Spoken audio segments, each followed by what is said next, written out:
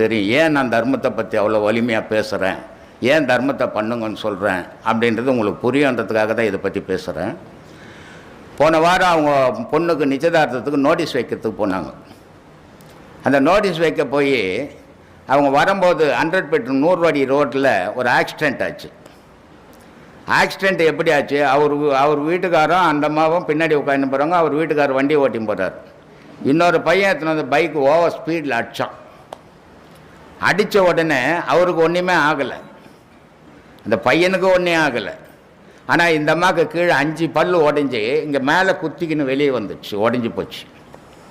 Final card எலும்பு உடஞ்சி போச்சு.